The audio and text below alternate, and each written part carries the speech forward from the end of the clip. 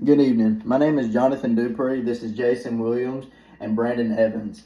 Today we're going to talk about how private landowners should not have to purchase hunting licenses on their own land. My introduction is, if we pay for licenses to hunt our own private land, then we should be allowed to delegate where the funds go. Speaking to landowning hunters who have lived through this same abuse, generational and current experience provide the knowledge, and I believe deeply in this topic because I'm a victim of this money scam.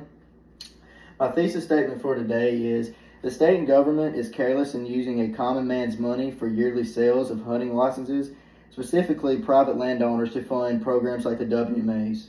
My personal opinion on that is that the state should go after these bigger companies, these multi-billion dollar companies like Weyerhaeuser, who is like the biggest landowner in the country. They own like 14 million acres. They should, I think, tax them more than us. A preview of my main points is, the state and government are always looking for ways to tax the common man. How are these funds going to help land that is below sea level and washing away? Infringement on my rights in a country that is free, founded by individuals who did not have to purchase hunting licenses.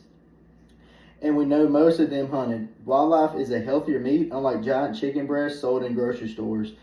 All these game and stuff that you get at grocery stores and all this stuff that doesn't have organic written on and all that are so pumped full of antibiotics and steroids and all that other stuff to get them so big so they can make more money quicker. They get bigger quicker, they sell them quicker and get more money for the owner. My first main point is, purchasing hunting licenses each year for my own private land is a money scheme by the state. I don't see the benefits from these funds. The state of Louisiana invests funds from hunting licenses to build up and repair the coast, but the state is below sea level. Are they just putting a patch on a problem with my money? Transition, main point 2. Infringing on my personal right to harvest food as a U.S. citizen in a free country. My heritage as a landowner dates back to before April 30th, 1864, before hunting licenses were required. Federal funding is determined for each state by how many licensed hunters the state receives income from. My transition.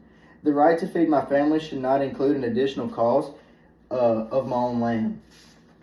I hunt for the sole purpose of supplying meats for my family, which is at lower cost than constant changing in beef, pork, and chicken.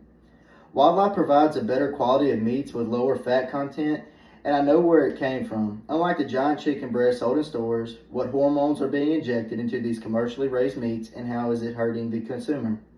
For my conclusion, ultimately programs are created to use public funds and hope to recover issues that do not affect me as a private landowner.